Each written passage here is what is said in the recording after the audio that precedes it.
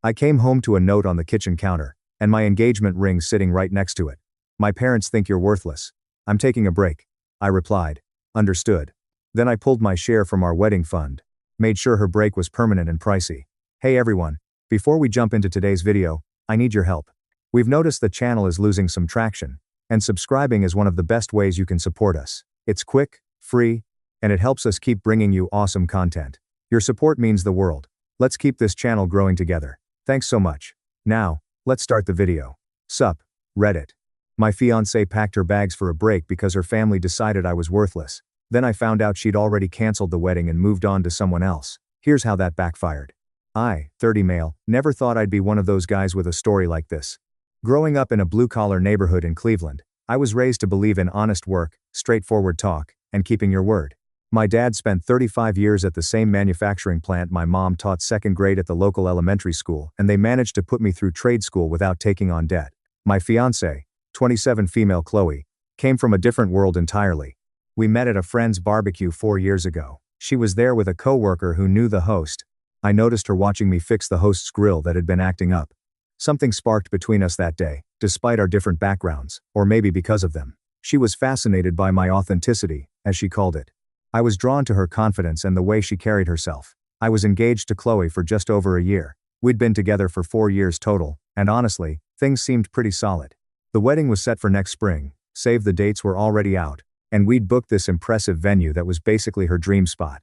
Well, almost everything was solid. There was always this undercurrent with her parents, Edward and Lauren. They're old money. The kind of people who summer in the Hamptons and winter in Aspen. I own a successful auto repair shop that I built from the ground up. Good business, decent income, but definitely not part of their tax bracket. From day one, they made it clear I wasn't what they had in mind for their daughter. Not through anything direct. They were too refined for that. But through 1,000 paper cuts of condescension, they were always present, checking in on wedding plans, offering suggestions that felt more like mandates. I could feel their disapproval whenever I was around them, like they thought their daughter was settling for less than she deserved. I'll never forget the dinner at their vacation home when Edward handed me his keys and asked me to take a quick look at his Porsche because it was making a funny noise right in the middle of dinner, like I was the help, not their future son-in-law. Chloe said something about me not wanting to get my hands dirty, but there was no real defense in her tone. Edward basically said it's what I do for a living, and Vanessa, Chloe's older sister, didn't even try to hide her smirk while suggesting they should start paying me to be on call for their car problems. I swallowed my pride and spent 40 minutes in their garage, while everyone finished their meal. When I came back in, Lauren had the nerve to offer me a plate she'd kept warm like it was some kind of favor. Nobody acknowledged how fucked up the whole situation was. When I got home that night, I told Matt about it.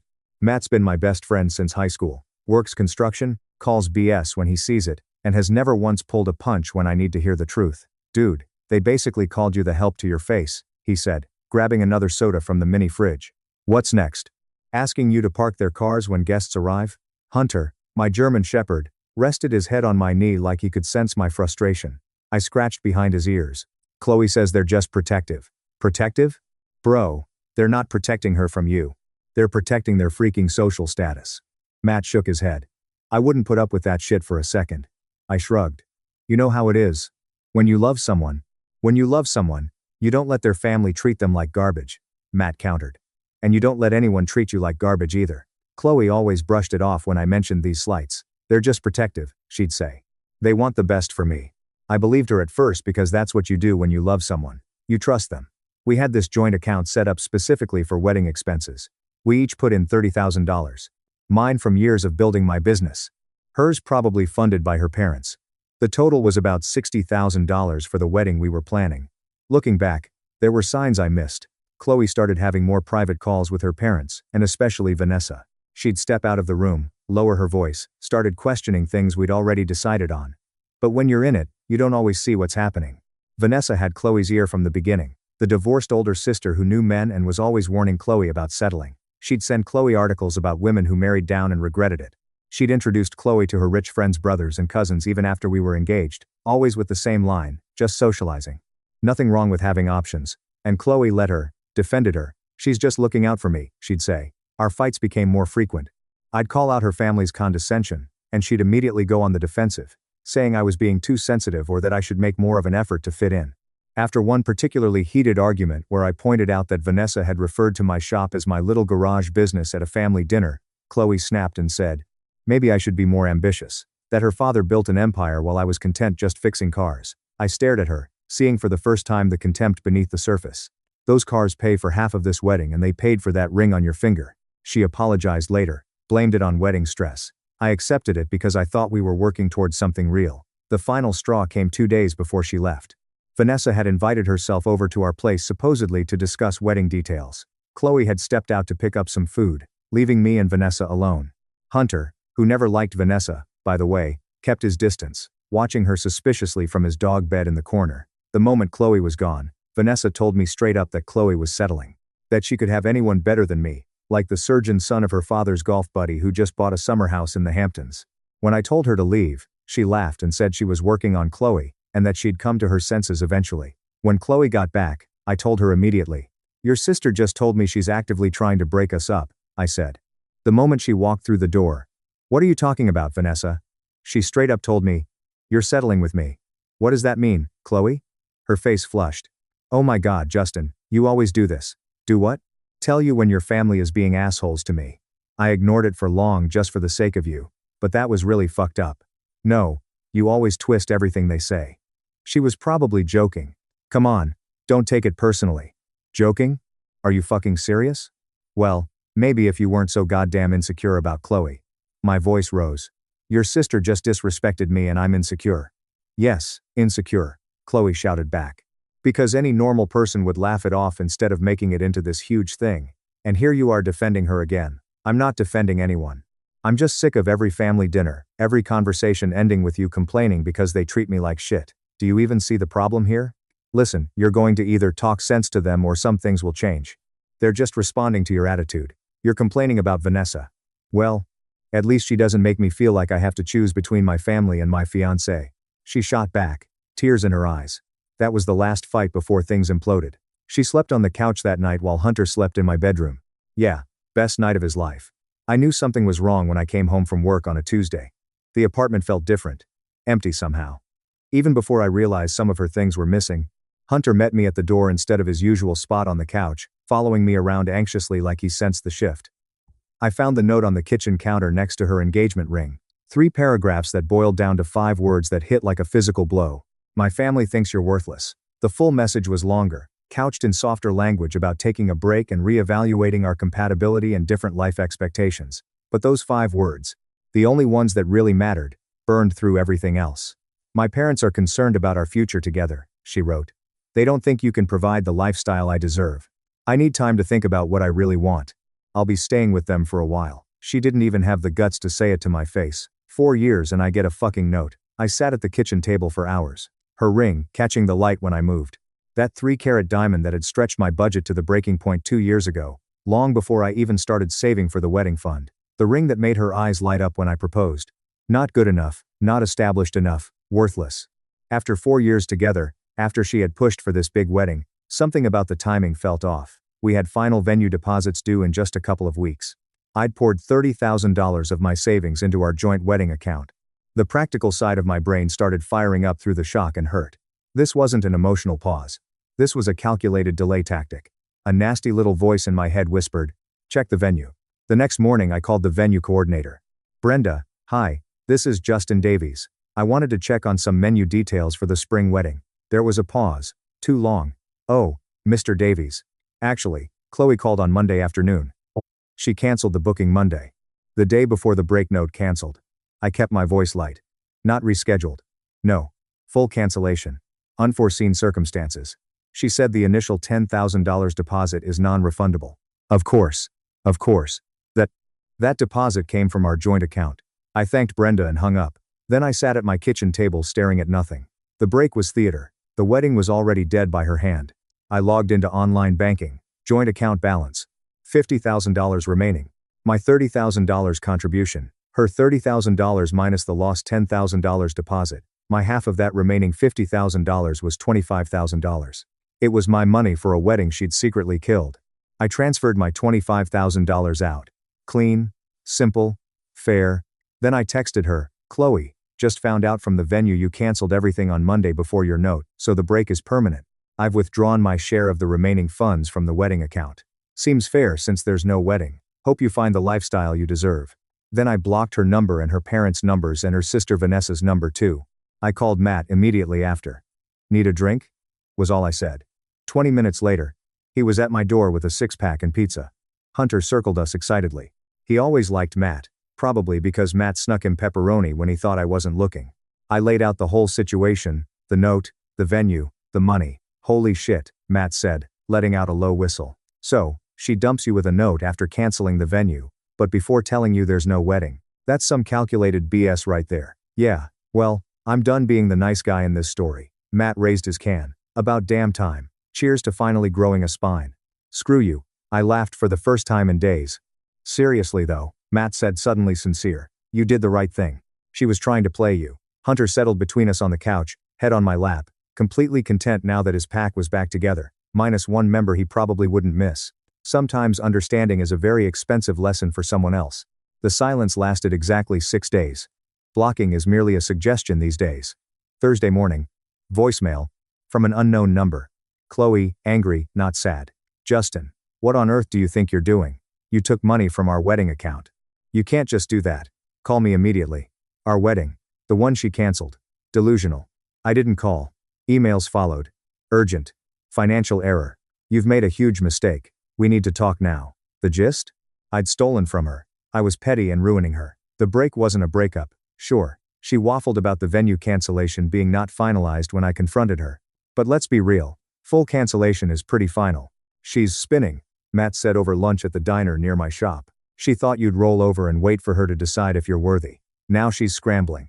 Hunter was at the shop, probably napping in his bed behind the counter. The guys who worked for me loved him, and customers seemed to trust a garage with a dog. Good judge of character, I always said. Then Lauren, Chloe's mother, got my work email. It was a masterpiece of passive aggression. Justin, Chloe is distraught. While we expressed minor reservations, your actions have been disproportionate and cruel. You have taken funds earmarked for deposits. Chloe is now in a terrible position. As a gentleman, you should rectify this oversight at once. Rectify this oversight. Love that. As if I accidentally tripped and my money fell out of her account. The $10,000 venue deposit was already gone. $5,000 mine, $5,000 hers. My withdrawal of $25,000 from the remaining $50,000 left her with her exact $25,000. It's not that hard. My one reply to Lauren CC'd to Chloe. Dear Lauren. Chloe canceled the wedding venue on Monday, October 9th, before informing me she wanted a break. The funds were for that wedding. No wedding. So I reclaimed my portion. Chloe has her full contribution. Any further commitments are her own matter. Closed. Red flag to a bull. Weekend barrage. Missed calls. Frantic emails. Justin, the caterer needs their deposit. The photographer. I paid some vendors from my personal account, assuming the joint money was there. You owe me. Her claims about these other vendor payments supposedly made from her personal account gave me pause. If true, the timing would be crucial. Then Vanessa messaged me on LinkedIn. Justin, listen up. You need to fix this now. Chloe's hysterical. Mom and Dad are livid. And I'm tired of dealing with this drama. Give her the money back and stop being such a jerk. It's just money. And God knows you need to do the right thing for once. It's just money. Easy for her to say. Daddy's company had been paying her consulting fees for years for work nobody could actually describe. Man, the entitlement is off the charts, Matt said, scrolling through the screenshots I'd sent him. Bet they've never heard the word no before. They're hearing it now, I replied. Saturday night, looking at an old photo, we were happy, felt like a fool, a flash of regret. Then I remembered the note. My family thinks you're worthless. The cold returned. Hunter sensed my mood and pushed his head under my hand, forcing me to pet him. Good therapy, that dog. This is about facts, not emotion. She made choices. She's facing the price tag. 3 weeks passed and things escalated. Not by me. I was Switzerland, cool, calm, and collecting receipts. Chloe and the Hawthorns, Edward, Lauren, and Vanessa as attack dog had doubled down. Dirty tricks, social media vague booking, Chloe's sad, cryptic posts, trust betrayed, picking up pieces. Amelia, her friend, cheering her on. He never appreciated you anyway. Annoying, but ultimately hot air. You know what kills me? Matt said as we were working on his truck one weekend. They act like you're the villain when she's the one who pulled the rug out. That's how they see the world, I replied, sliding out from under the truck. When you're used to privilege, fairness feels like oppression.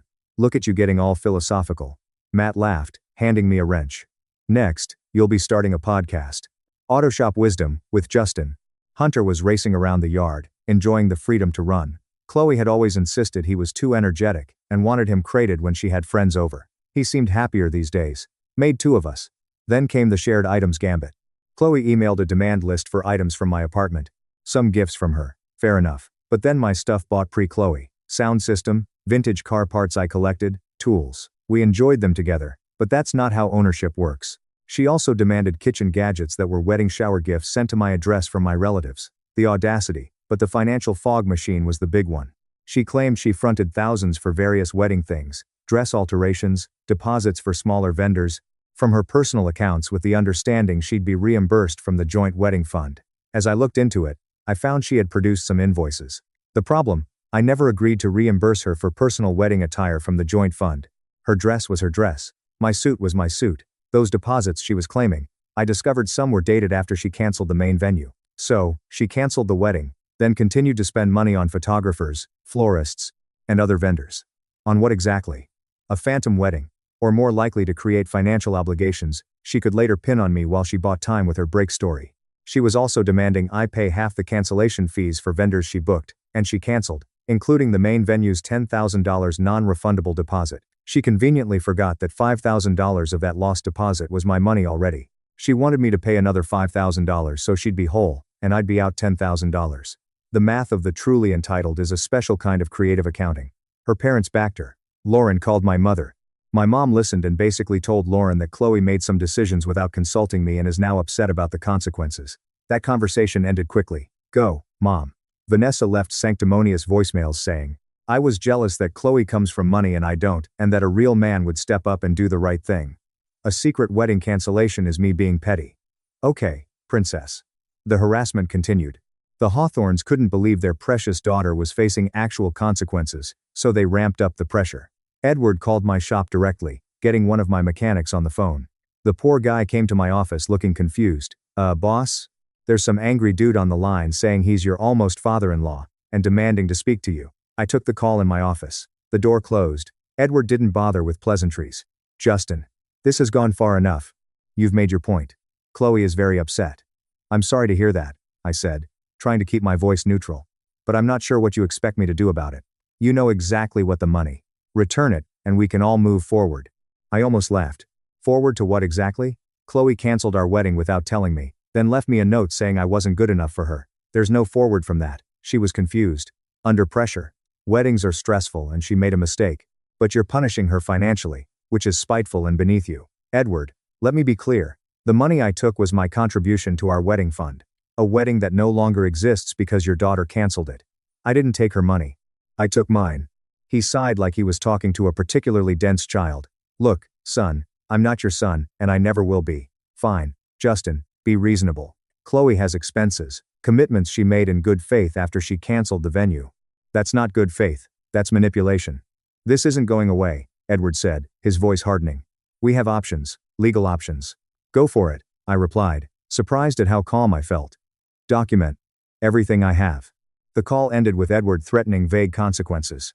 Later that day, I got another email from Chloe. This one with a spreadsheet attached showing all her outstanding wedding expenses that she expected me to cover half of. The total came to just over $21,000. I forwarded it to my lawyer without replying. That night, I took Hunter for a long walk through the neighborhood. The cool evening air felt good. I found myself thinking about what Matt had said earlier that week. You know what this is really about, right? He'd asked. It's not the money, it's that you're the first person who ever said no to her. He was right. This wasn't about $25,000. This was about control. The next phase of their attack was more targeted. They started reaching out to people in my circle. Matt texted me on a Wednesday morning. Dude, your ex's sister just called my work, asking for me. How the hell did she get that number? They'd found my business's Facebook page where Matt had once tagged himself working on a restoration project with me. From there, they'd tracked down where he worked. What did she want? I asked when we met up later. To get dirt on you, Matt said, shaking his head. Wanted to know if you had a history of being financially controlling or if you'd ever shown signs of instability. Told her to eat dirt and hung up. They contacted 2 of my other friends the same way. One hung up immediately. The other stayed on the line long enough to tell Vanessa exactly what he thought of her and her family's tactics. Then came the reputation attack. They reached out to a few of my business clients, implying I was unreliable and unstable. Fortunately, Most of my customers had known me for years, and immediately let me know what was happening. One of my oldest clients, a fleet manager for a delivery company, called me directly. "Justin, got a weird call about you today.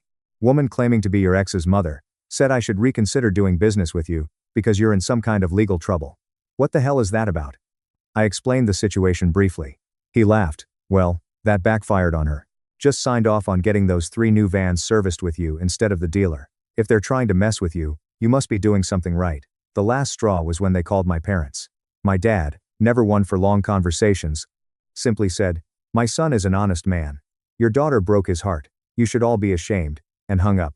My response to all this documentation, every email, voicemail, every text message from before the break, my own bank statements proving my wedding purchases, confirmation from the vendors I dealt with that no contracts were solely my responsibility, quick chat with a lawyer, showed him the timeline, the joint account agreement, a simple one thankfully, stating funds for mutual wedding costs, proof of my contribution and withdrawal, venue cancellation confirmation. His take: "You're in the clear. The money you took was verifiably yours, intended for a purpose she unilaterally nullified. Subsequent spending or cancellation fees are her problem," he said. "She's trying to push you. Don't let her." Good advice. Smart move with the lawyer. Matt said, dropping by the shop with lunch one day. Hunter immediately abandoned his post at the door to greet him. "Traitor. Cost you what, a couple $100? Worth every penny for the peace of mind." "Yeah, well, you can thank your brother-in-law for the referral." Mike said he was happy to help. Said guys like you get screwed in these situations all the time because they try to be nice. "Not this time," I said, taking the sandwich he offered. The expensive part for Chloe was already happening. She was on the hook for several non-refundable deposits she paid after canceling the main venue. But before the break talk, deposits she kept making to build a paper trail of expenses while she figured out how to squeeze more money from me. The photographer, the fancy cake lady, the string quartet she absolutely had to have for the now non-existent ceremony. Those vendors wanted their cancellation fees and they were looking at her, not me. I hadn't been aggressive. I hadn't slandered her. I just stepped aside, pulled my support, pulled my money. It's fascinating really how quickly we and us became me. When the free ride ended, my resolve was solid. She wanted a break. She got one. A permanent, financially inconvenient one. The worthless comments still stung sometimes late at night. But then I looked at the growing file of her increasingly unhinged demands and thought, yeah, I'm good enough to not put up with this. 1 month later, and it was enlightening. The entitlement reached its crescendo. Then finally, the music started to fade. For them anyway. For me, it's been a period of calm, firm lines in the sand. The dirty tricks continued for a bit, then sputtered out. Chloe, through her father Edward this time actually had a lawyer send me a letter. It was full of bluster. Misappropriation of joint marital funds. We weren't married. Emotional distress. Breach of promise to marry. The one she called off. It demanded I return the $25,000. I withdrew plus an additional $15,000 to cover her losses from canceled vendors and damages. So $40,000. Ridiculous. My lawyer sent back a very polite, very factual 2-page response with the timeline, bank statements, and a reminder that her contracts with other vendors were her responsibility, especially those incurred after she'd already secretly canceled the primary wedding arrangement. We never heard from their lawyer again. I guess even he realized he couldn't polish that particular turd. Edward probably wasn't too happy about paying legal fees for that dud. The social media vague booking also fizzled. I think some of her friends, maybe even Amelia, started to piece things together or just got bored of the drama. Amelia, who had been liking and commenting on all of Chloe's passive-aggressive posts, suddenly went radio silent. When your sob story doesn't result in cash, people lose interest. Then came the somewhat pathetic confrontation. Chloe managed to get me on the phone, unblocked her for a day out of a weird sense of curiosity. Big mistake, or maybe not. It was clarifying. She went straight to the victim act, wailing about how I'd ruined everything, and how she's in debt with vendors hounding her. When I asked who canceled the wedding venue secretly, she claimed she was under pressure and confused, but that I didn't have to be so vindictive by taking all that money. When I pointed out it was my money for a wedding, she decided wasn't happening. She said a real man would have covered those expenses for her. To be a gentleman. I told her, a gentleman by her definition sounds like a doormat with a bank account, and that's not me. When she started crying about how much this has cost her, I told her it's cost her exactly what her choices have incurred. A week later, Vanessa tried an ambush at a coffee shop I frequent. She strode over, designer purse swinging, all puffed up, and started hissing about what I've done to her sister. I didn't even look up from my laptop, just told her there's nothing to discuss. Her sister made choices and is living with them. I suggested she and her parents help Chloe sort out her finances since they were instrumental in her decisions. That's when she dropped her little bomb. Chloe was already upgraded to Richard, the surgeon's son of her dad's golf buddy. Apparently, they'd been seeing each other for weeks, starting right after she left me, and he was already talking about helping her with her debt. That's what a real man does, Vanessa said smugly. I just told her good for Chloe and hope Richard knows what he's getting into. Vanessa went full snob mode, saying Chloe was always too good for some grease monkey, and now she knows it, too. I got up and left while she was mid-rant. Let her explode on her own time. From what I've pieced together, Chloe's credit card debt has been piling up. The vendors she ghosted pursued their cancellation fees, as they should. Her parents are helping financially, but I guarantee it comes with a lifetime supply of, I told you so, and how could you be so foolish? I did get one final unexpected email from Amelia, Chloe's best friend, basically apologizing and saying she only heard Chloe's side and is now seeing things differently. I didn't reply. While all this drama was unfolding, I focused on what actually mattered, my business. The auto shop had been doing well, but I'd been so caught up in wedding planning and Chloe's family drama that I'd put some expansion plans on hold. With the $25,000 back in my account and no wedding to plan, I had both the capital and the mental bandwidth to make some moves. I hired another mechanic, invested in some new diagnostic equipment, and started offering specialized services for European cars, something I'd wanted to do for years.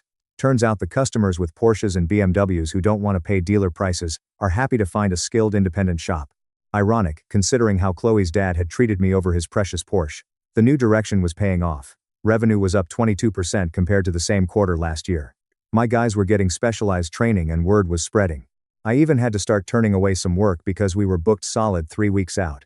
Matt stopped by one afternoon when I was going over the books. Hunter greeted him with his usual enthusiasm. Looks like you're doing all right for a worthless guy, Matt said, glancing at the spreadsheet on my computer. Turns out being single is good for business, I replied. Who knew?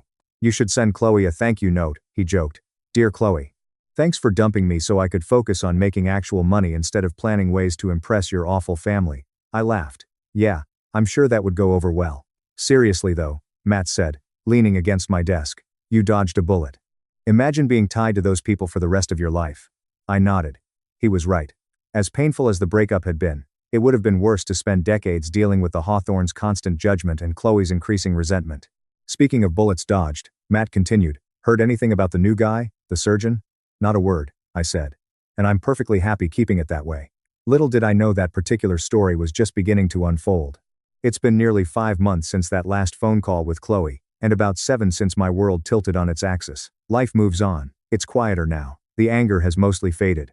I don't rejoice in Chloe's financial struggles, but I don't lose sleep over them either. She built that bed.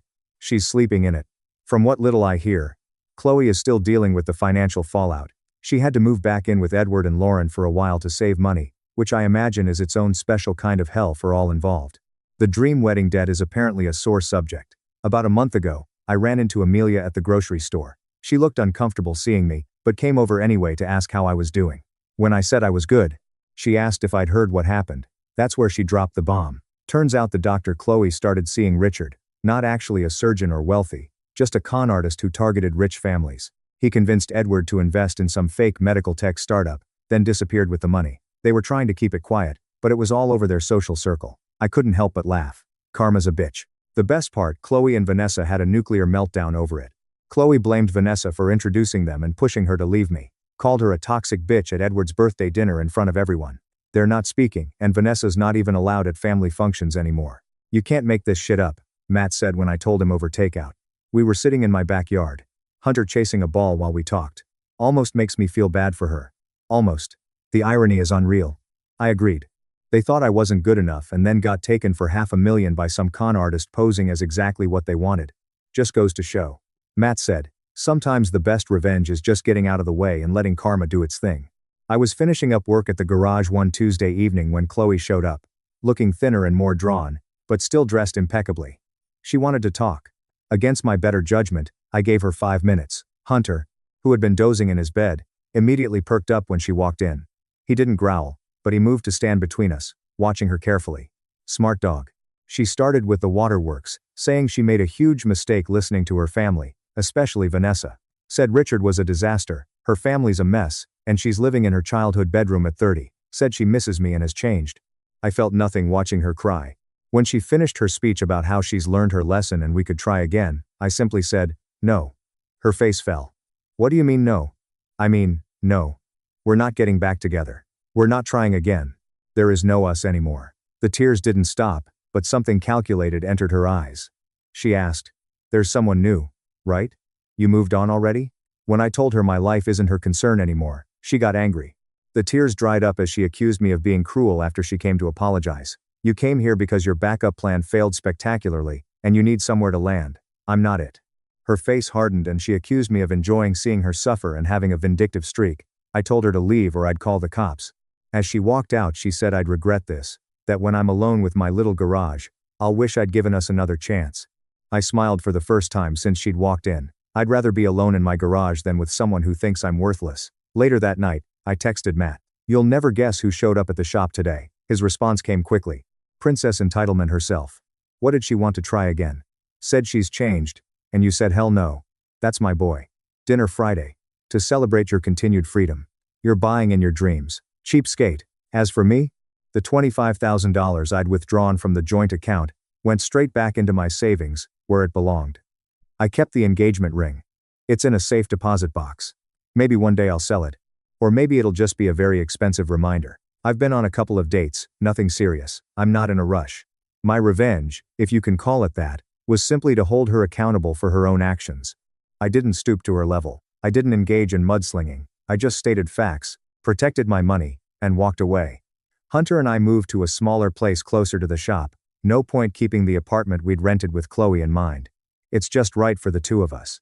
I can walk to work now, and there's a dog park nearby, where Hunter's made his own friends. So, yeah, life isn't a fairy tale. Sometimes, the princess reveals herself to be more interested in the royal treasury than the prince.